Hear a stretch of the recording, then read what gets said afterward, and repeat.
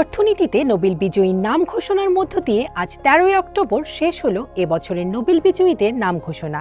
চিকিৎসা, পদার্থ, রসায়ন, সাহিত্য, অর্থনীতি ও শান্তি এই ৬টি শাখায় ২০২৫ সালে নোবেল পুরস্কার জিতেছেন মোট ১৪ জন। চলুন জেনে নিই কে কোন বিভাগে এবছর পেল বিশ্বের অন্যতম মর্যাদাপূর্ণ এই নোবেল পুরস্কার।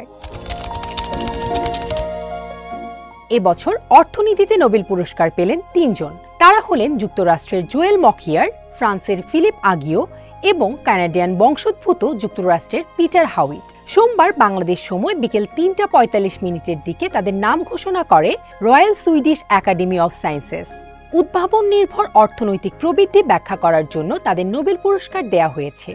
প্রযুক্তিগত অগ্রগতির মাধ্যমে টেকসই প্রবৃদ্ধির পূর্ব শর্তগুলো নিশ্চিত করার জন্য পুরস্কারের অর্ধেক পেয়েছেন জোয়েল মকিয়ার, আর সৃজনশীল বিনাশের মাধ্যমে টেকসই প্রবৃদ্ধির তত্ত্ব প্রণয়নের জন্য বাকি অর্ধেক যৌথভাবে পেয়েছেন ফিলিপ আগিও ও পিটার হাউইট। ১৯৯২ সালের এক প্রবন্ধে তারা গাণিতিক মডেলের মাধ্যমে ব্যাখ্যা করেন, যখন নতুন ও উন্নত কোনো পণ্য বাজারে আসে তখন পুরনো পণ্য বিক্রি করা প্রতিষ্ঠানগুলো ধীরে ধীরে টিকে থাকতে পারে না। এই প্রক্রিয়াই অর্থনীতিতে সৃজনশীল বিনাশ নামে পরিচিত। জোয়েল মকিয়ার যুক্তরাষ্ট্রের নর্থ ওয়েস্টার্ন ইউনিভার্সিটির অধ্যাপক, ফিলিপ আগিও ফ্রান্সের কলেজ দ্য ফ্রান্স ও ইনসিয়ার্ডের অধ্যাপক এবং পিটার হাউইট যুক্তরাষ্ট্রের ব্রাউন ইউনিভার্সিটির অধ্যাপক। নোবেল পুরস্কারের ৬টি বিভাগের মধ্যে বিশ্বব্যাপী আলোচিত ও আগ্রহের জায়গা শান্তিতে নোবেল। বিশ্ব জানতে উদ্গ্রীব থাকে এইবার শান্তিতে নোবেল কে পাচ্ছেন। ১০ অক্টোবর ঘোষণা করা হয়েছে সেই বহুল প্রতীক্ষিত নাম যে জিতেছেন শান্তিতে নোবেল। এবছর শান্তিতে নোবেল জিতেছেন গণতন্ত্র আন্দোলনের নেতা ভেনেজুয়েলার মারিয়া করিনা মাচাদো। ১ বছর ধরে আত্মগোপনে থাকা মাচাদো দেশের মধ্যে থাকলেও তার জীবন ছিল গুরুতর হুমকির মুখে। তবু তিনি বিরোধী দলগুলোর মধ্যে ঐক্য সৃষ্টি করেছেন এবং সামরিকীকরণের বিরুদ্ধে সোচ্চার থেকেছেন।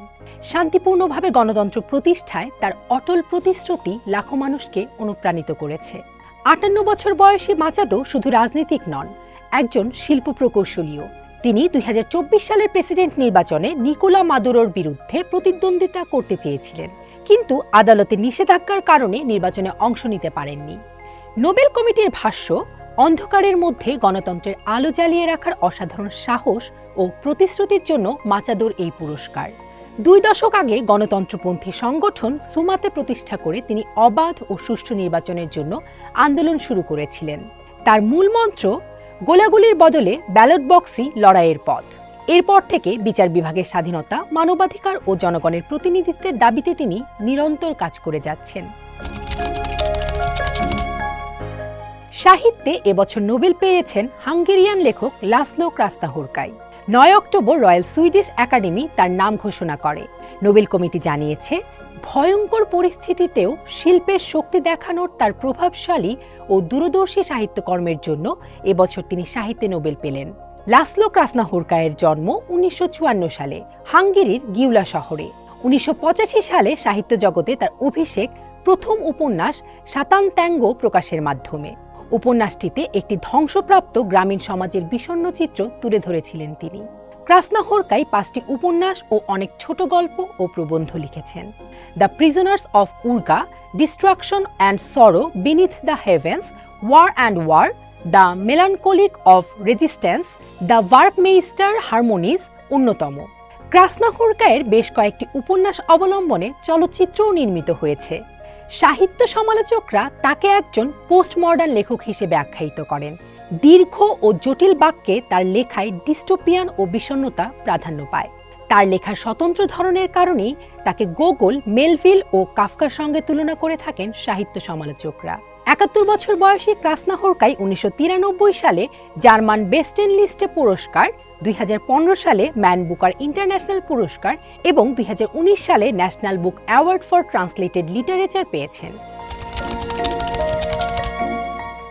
৮ অক্টোবর সুইডেনের স্টকহোম থেকে রসায়নে নোবেল বিজয়ীদের নাম ঘোষণা করেছে the royal Swedish academy of sciences. এবছর পুরস্কার পেয়েছেন ৩ জন বিজ্ঞানী, সুসুমু কিতাগাওয়া, রিচার্ড রবসন এবং ওমর এম ইয়াগি, ধাতব জৈব কাঠামো বা মেটাল অর্গানিক ফ্রেমওয়ার্ক বিকাশের জন্য। ১৯৮৯ সালে রবসন প্রথমবার হীরকের মতো স্ফটিক কাঠামো তৈরি করেন, তবে তা ছিল অস্থিতিশীল। পরবর্তী সময়ে কিতাগাওয়া ও ইয়াগি 1992 থেকে 2003 সালের মধ্যে একাধিক আবিষ্কারে এটি স্থিতিশীল করেন। নোবেল কমিটি মন্তব্য করেছে, MOF এর বিশাল সম্ভাবনা রয়েছে কাস্টম মেড উপকরণ এবং নতুন কার্যকারিতা তৈরি করার ক্ষেত্রে। সুসুমু কিতাগাওয়ার জন্ম 1951 সালে জাপানের কিয়োটোতে। বর্তমানে তিনি কিয়োটো বিশ্ববিদ্যালয়ের অধ্যাপক।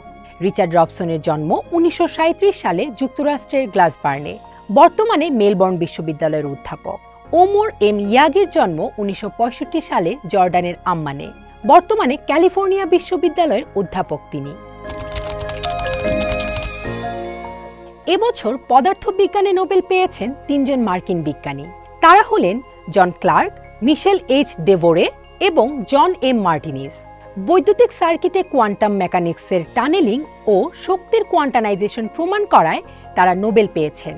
7 অক্টোবর সুইডেনের স্টকহোম থেকে এবছরের পদার্থবিজ্ঞানে নোবেল বিজয়ীদের নাম ঘোষণা করে the royal Swedish academy of sciences.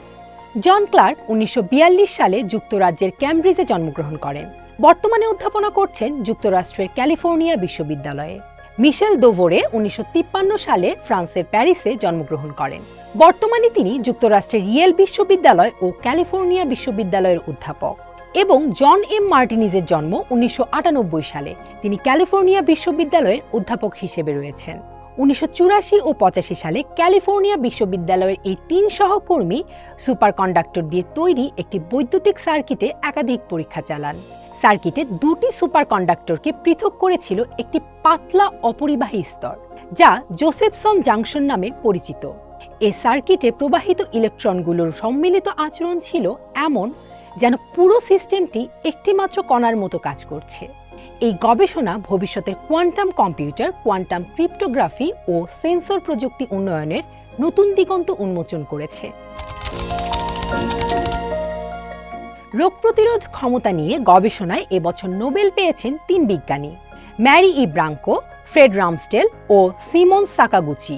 সুইডেনের স্টকহোম থেকে 6 অক্টোবর এবছর চিকিৎসা বিজ্ঞানে নোবেল বিজয়ীদের নাম ঘোষণা করে ক্যারোলিনস্কা ইনস্টিটিউট।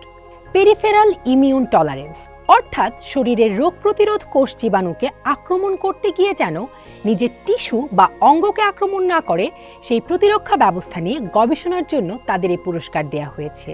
সিমন সাকাগুচির গবেষণা প্রথমবারের মতো রেগুলেটরি টি সেলের ভূমিকা ব্যাখ্যা করে, যা শরীরের ইমিউন প্রক্রিয়াকে নিয়ন্ত্রণে রাখে। পরবর্তী সময়ে ম্যারি ই ব্রাঙ্কো ও ফ্রেড রামস্টেল এ সেলের সঙ্গে সংশ্লিষ্ট FOXP3 জিন চিহ্নিত করে, যা ইমিউন সিস্টেমের ভারসাম্য রক্ষায় মুখ্য ভূমিকা রাখে। এবারে নোবেল জয়ী ম্যারি ই ব্রাঙ্কো যুক্তরাষ্ট্রের সিয়াটলের ইনস্টিটিউট ফর সিস্টেম বায়োলজির senior program manager. Fred Ramsdell San ফ্রান্সিসকোর সোনোমা বায়োথেরাপিউটিক্সের বৈজ্ঞানিক উপদেষ্টা ও সিমন সাকাগুচি জাপানের ওসাকা ইউনিভার্সিটির ইমিউনোলজি ফ্রন্টিয়ার রিসার্চ সেন্টারের অধ্যাপক। প্রতিটি বিভাগে পুরস্কার হিসেবে থাকছে 1,10,00,000 সুইডিশ ক্রোনা, যা প্রায় $12 লাখ বা প্রায় 14 কোটি বাংলাদেশি টাকা, সাথে একটি 18 ক্যারেট সোনার পদক আর একটি সম্মাননাপত্র। আগামী 10 ডিসেম্বর অ্যালফ্রেড নোবেলের মৃত্যুবার্ষিকীতেই অনুষ্ঠিত হবে নোবেল পুরস্কার প্রদান অনুষ্ঠান।